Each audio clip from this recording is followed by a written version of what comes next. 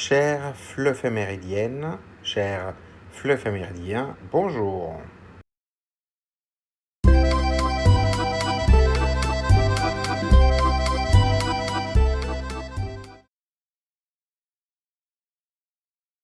La journée mondiale de la langue arabe est célébrée le 18 décembre, date de son adoption comme langue officielle des Nations Unies en 1973.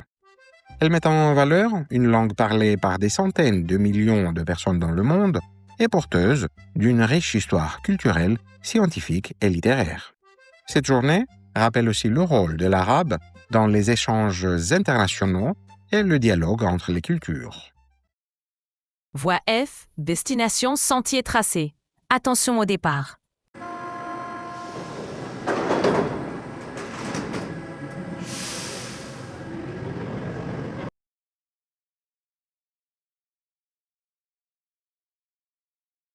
Première question.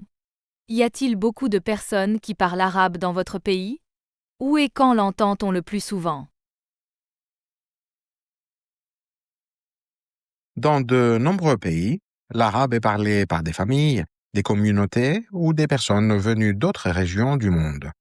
Il est souvent entendu dans certains quartiers, dans les commerces, au marché ou dans les transports. L'arabe peut aussi être présent à la maison ou lors de fêtes familiales. Pour certaines personnes, c'est une langue du quotidien, pour d'autres, une langue entendue occasionnellement.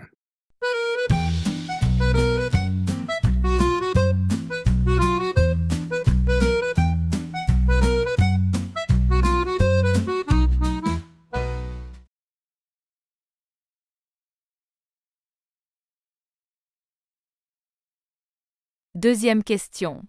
Connaissez-vous des mots arabes utilisés dans votre langue ou en français? Le français utilise plusieurs mots d'origine arabe, comme sucre, coton, café, chiffre ou alcool.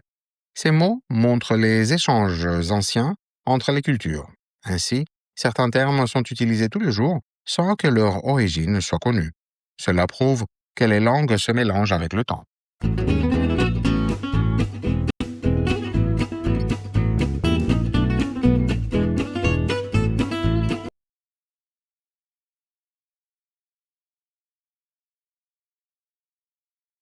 Troisième question. L'arabe est l'une des 6 langues officielles des Nations Unies. Pourquoi est-elle si importante selon vous?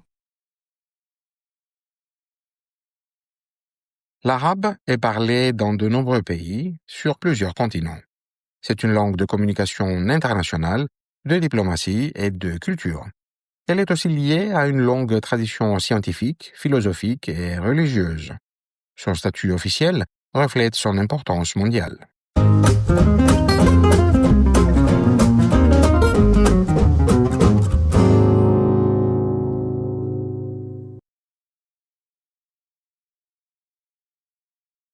La Journée internationale des migrants est reconnue par les Nations Unies pour rappeler la réalité des migrations dans le monde. Elle met en lumière les parcours, les difficultés, mais aussi les apports des personnes migrantes. Cette journée invite à réfléchir à l'accueil, à la solidarité et au vivre ensemble. Voie L, destination terrain conquis. Attention au départ.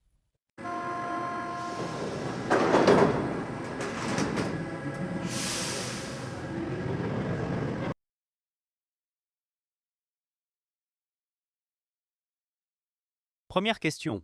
Pourquoi certaines personnes quittent-elles leur pays? Les raisons peuvent être très diverses. Guerre, insécurité, pauvreté, chômage ou catastrophes naturelles. Certaines personnes partent aussi pour étudier, travailler ou rejoindre leur famille. Le départ est souvent un choix difficile, parfois une nécessité.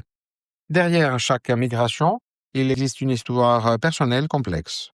Le voyage représente souvent un grand espoir, mais aussi beaucoup d'incertitudes.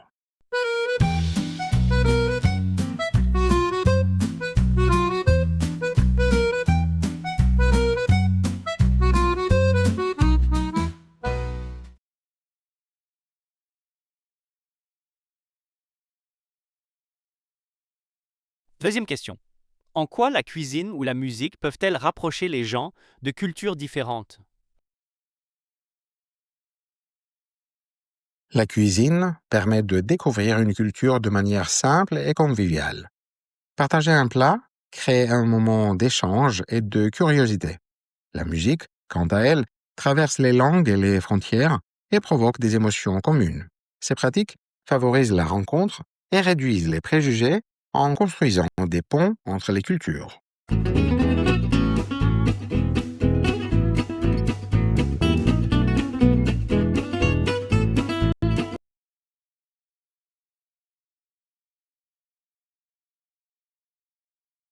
Troisième question, quels sont les défis pour une personne qui arrive dans un nouveau pays? À votre avis, comment peut-on bien l'accueillir? L'arrivée dans un nouveau pays peut être difficile à cause de la langue, des démarches administratives ou du choc culturel. La solitude et la peur du rejet sont aussi fréquentes. Un bon accueil passe par l'écoute, l'information et l'accès aux droits essentiels. L'école, le travail et les associations jouent un rôle clé. Un regard bienveillant facilite l'intégration.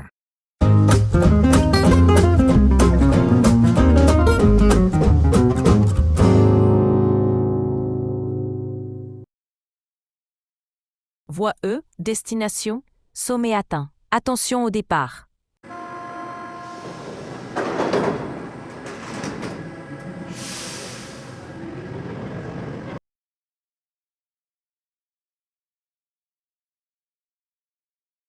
Première question.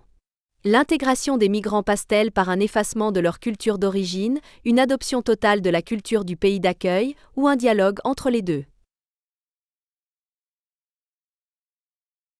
L'intégration ne signifie pas forcément abandonner sa culture d'origine. Un dialogue entre les cultures permet de préserver les identités tout en partageant des valeurs communes. L'effacement culturel peut créer frustration et exclusion. Une société inclusive accepte la diversité tout en construisant un cadre commun. L'échange culturel enrichit à la fois les migrants et la société d'accueil.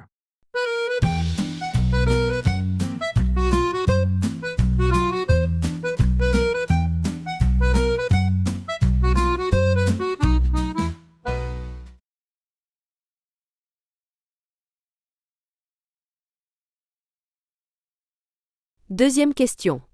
Dans quelle mesure les migrants peuvent-ils contribuer à relever les défis économiques actuels, comme le vieillissement de la population, la pénurie de main-d'œuvre qualifiée ou la stagnation de l'innovation?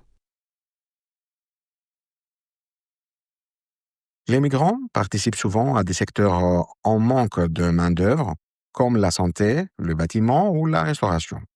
Certains apportent aussi des compétences qualifiées et une diversité de parcours. Cette diversité favorise l'innovation et la créativité économique. Dans des sociétés vieillissantes, leur présence soutient les systèmes sociaux. Leur contribution dépend toutefois des politiques d'accueil et d'intégration mises en place.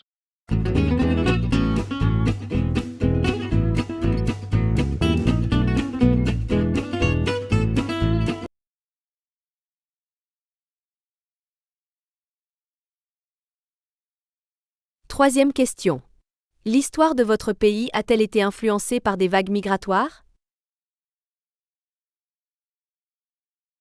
De nombreux pays se sont construits grâce à des migrations successives.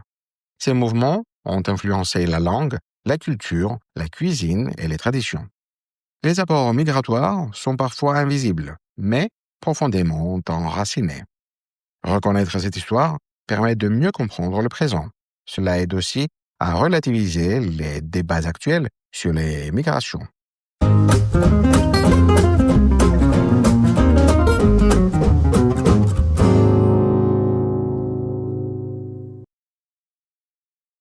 Prochain arrêt.